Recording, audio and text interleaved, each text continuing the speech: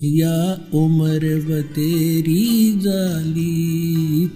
अपनात्मा, अब जैसे प्रतिमाएं बनाई गई हैं, ये ऋषियों ने समाधि लगाई और समाधि में जिसको भी जिस रूप में दर्शन मिले उसने उस मिट्टी की मूर्ति उसी बना दी। आगे चल के ये मूर्ति एक परंपरा बन गई। तो इन्होंने ब्रह्मा विष्णु महेश की मूर्तियां बनाई, इन्हीं के दर्शन हुए इनको, किसी को ब्रह्मा के रूप में दर्शन दे दिए। इस प्रकार ये सबको विचलित करके रखता है। तो कहने का भाव ये है, इन ऋषियों ने परमात्मा के दर्शन नहीं हुए, फिर भी ये घुमा फिरा कर ये कहते हैं कि वेदों में परमात्मा तो निराकार लिखा है, ये जो दिखाई देता है ये परमात्मा नहीं हो सकता। एक तरफ श्री विष्णु जी को कंप्लीट गॉड भी मानते हैं, फिर बुद्धि विचलित होने से कोई इनको कहता है कि नहीं भगवान तो दिखाई थोड़ा ही देता, वो तो निराकार है, प्रकाश ही प्रकाश है। सहस्रार कमल में जाकर देखो, वो तो प्रकाश ही प्रकाश दिखाई देता है, 1000 ज्योतियाँ दिखती हैं। तो फिर ये वहाँ डगमग हो गए कि सचमुच ये निष्कर्ष निकाल ही नहीं सके, क्योंकि इनकी साधना व्यर्थ थी, इनकम्प्लीट स्पिरिचुअल नॉलेज था।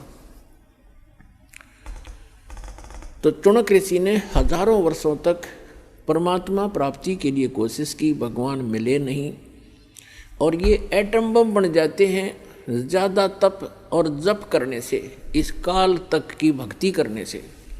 और यही कारण है कि काल फिर इनका दुरुपयोग करता है, रिमोट उसके हाथ में होता है इनका सबका। तो चुनक ऋषि ने हजारों वर्षों तक तप किए, जप किया ओम नाम का, भगवान मिला नहीं, और सिद्धि के से यो ओतप्रोत हो गया, पावर हाउस बन गया, एक एटम बम बन गया। एक मानधाता नाम के चक्रवर्ती राजा थे, यानी पूरी पृथ्वी के शासक थे, और वो 1 वर्ष में, 2 वर्ष में, 10 वर्ष में, जैसा भी वो उचित समझते थे, पूरी पृथ्वी पर निरीक्षण किया करते थे। चक्रवर्ती राजा करता था कि किसी अन्य भूभाग के भूपति को, यानी छोटे राजा को, मेरी पराधीनता अस्वीकार तो नहीं होगी है। तो उसके लिए वो क्या करते थे, एक राजा का पर्सनल हॉर्स होता था, अपना घोड़ा निजी, उसके गले में एक पंपलेट लगा दिया करते थे। उसके साथ सैकड़ों हजारों की संख्या में सैनिक चल पड़ते थे। राजा का घोड़ा प्रत्येक छोटे राजाओं के राज्य में से गुजरता जाता था। उसके ऊपर लिखा होता था उस पंपलेट पर कि राजा मानधाता चक्रवर्ती का घोड़ा है, राजा के पास 72 अक्षौणी सेना है। अक्षौणी का वैसे उसका अलग से डिटेल होती है, लेकिन हम सिंपल सा मानकर चलते हैं, 72 करोड़ मान कर चलो। राजा के पास 72 करोड़ सेना है, और जिस भी राजा को राजा की पराधीनता अस्वीकार हो, घोड़े को पकड़ ले और बांध ले और युद्ध के लिए तैयार हो जा। तो वो घोड़ा जब लेकर जा रहे थे सैनिक, चुनक ऋषि की कुटिया रास्ते में थी। रास्ते में चुनक ऋषि ने पूछा, भी कहाँ जा रहे हो सैनिक? उन्होंने कहा, बाबा जी हम कोई काम जा रहे हैं। वो चले गए। वापस जब आए तो भी उसी रास्ते से आए, वो सारी पृथ्वी पर घूम गए। उस शहर में एंट्री का वही रास्ता था उनका। उस ऋषि ने फिर पूछा, भी सैनिकों कहाँ गए थे? इस घोड़ा खाली क्यों है? सब पर सवार हैं, लेकिन इस घोड़े पर कोई असवार नहीं है, क्या कारण है? तब उन्होंने बताया कि ऋषि जी ऐसे ऐसे मानधाता चक्रवर्ती राजा का घोड़ा है और इसके ऊपर कोई बैठ नहीं सकता, इसके गले में लिखा है ऐसे ऐसे, और हम सारी पृथ्वी पर घूमकर आए हैं राजा के ये देखने के लिए। राजा ने एक परीक्षण किया है कि कोई उसकी पराधीनता अस्वीकार तो नहीं कर रहा है, हम ऐसे गए थे। तो उस ऋषि ने देखो रिमोट काल के हाथ में बम बना लिया, पहले तो गलत साधना करवा के चुनक ऋषि से, रिमोट उसके हाथ में। अब ये मन कौन है? ये मन एलिमेंट है, उस काल का एक अंश है, आत्मा उस दयाल की अंश है। अब देखो ऋषि के मन में उसने रिमोट से ऑन कर दिया, ऋषि के मन में आ गया कि भी राजा तो अपने आप को बड़ा अहंकारी हो गया है, इसको इतना अभिमान हो गया, इसका अभिमान ठीक करना चाहिए। अब ऋषि ने कहा कि सैनिकों, यदि मैं तुम्हारे राजा का युद्ध स्वीकार कर लूं तो क्या हो? तो सैनिक ही होते हैं, सूरवीर होते हैं, उनके बोलने की शैली भी कड़क होती है। वो कहने लगे, रे कंगले, तेरे दाने खाने को नहीं, अपनी जपले माला चुप करके हैं, और युद्ध करेगा तो बांधाता चक्रवर्ती के साथ, तेरी क्यों सामत आई है? बदले अपनी माला, बदले। अब ऋषि जी का और दूना दुख हो गया कि इसके सैनिक इतने अभिमानी हैं, तो राजा तो पता नहीं क्या होगा, इसको सेट करता हूँ।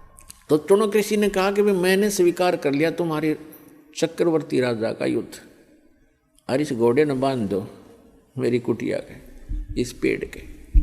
अब वो सैनिक तो तैयार बैठे थे, बांध दिया घोड़ा तुरंत। अभी आए ऋषि जी, हम एक आज्ञा ले आते हैं राजा की। अब राजा को जाकर बताया कि ऐसे ऐसे एक चुनक नाम के ऋषि ने आपका युद्ध स्वीकार कर लिया। राजन, मंत्री सलाहकार होते हैं, वो कहते हैं देखो आज एक आदमी की हिम्मत, एक ने सिर उठाया है राजन, कल न कोई और भी बकवाद कर देगा, धीरे धीरे क्रांति आ जाएगी। और कहते हैं बुराई को शुरुआत में ही नष्ट कर देना चाहिए। तो राजा ने कहा ठीक है जाओ। तो राजा ने अपनी सेना की 3 विभाग कर दिए, 3 बटालियन बना दी, और एक टुकड़ी में 18 करोड़ सेना भेज दी एक ऋषि को मारने के लिए। उधर से उस काल के पुजारी ने, चुनक ऋषि ने, ब्रह्म के साधक ने, सारे जीवन में जो डले ढोए थे उसकी 4 पुतली बना ली, 4 परमाणु बम बना लिए वचन से। पुणात्माओं, जो आध्यात्मिक मार्ग है, जो साधना ऋषि करते हैं, ये भगवान से ही कुछ पावर कलेक्ट कर लेते हैं। और वो तो समर्थ है जिसके वचन से सारे ब्रह्मांड चल रहे, सब जीव बन गए, सब पशु पक्षी बन गए, बन रहे हैं, उसी तरह क्रिया कर रहे हैं। वो तो उसके वचन की शक्ति से, और उसी में से थोड़ी सी सिद्धि यानी हल्दी की गांठ प्राप्त करके ये मनुष्य भगवान बन बैठता है। तो चुनक ऋषि ने उस सारे जीवन में जो डले डोए थे, जो कंकर पत्थर इकट्ठे करे थे सिद्धियों के, उसकी 4 पुतली बना दी, 4 एटम बम बना दिए, परमाणु बम। एक पुतली छोड़ दी, उसके इतने टुकड़े हो गए एक पुतली के, और उस 18 करोड़ सेना का सेकंडों मिनटों के हिसाब में नाश कर दिया, कत्लेआम कर डाला। राजा ने दूसरी टुकड़ी भेज दी, ऋषि ने अपना दूसरा परमाणु छोड़ दिया, 72 करोड़ सेना का नाश कर दिया उस काल के पुजारी ने। अब गीता अध्याय नंबर 7 के श्लोक नंबर 18 में गीता ज्ञानदाता कहता है, ये ज्ञानी आत्मा है तो उदार अच्छी आत्मा है, चले थे भगवान पाने के लिए, लेकिन ये मेरे वाली अनुतम अटल अटल अनुतम, यानी मेरे वाली ही अनुतमाम अति घटिया गति में स्थित रहे।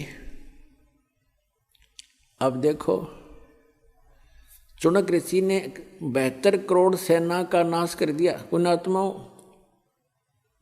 चाहे कोई तीर तो मार दे, कोई तलवार से काट दे, कोई गोली लाठी तो मार दे, पत्थर तो मार दे, उसको उतना ही पाप लगता है। और चाहे कोई वचन से मार दे, उसका वो हथियार है तो वो उतना ही अपराधी है जितना कि गोली से मारने वाला होता है। अब पूरी पृथ्वी पर चुनक ऋषि की महिमा होगी, लेकिन उस कमबख्त ने ये नहीं पता था, न तो अपने भविष्य में बबुल बिजली। अब यहां परमात्मा कहते हैं 72 अक्षौणी अक्षय करी, चुनक ऋषि स्वर एक, ये दे धारे जोरा फिर ये सभी काल के वेख। ओए होए, सूक्ष्म वेद में बताया परमात्मा ने कि 72 अक्षौणी अक्षय करी, 72 अक्षौणी का नाश कर दिया उस चुनक ऋषि स्वर एक।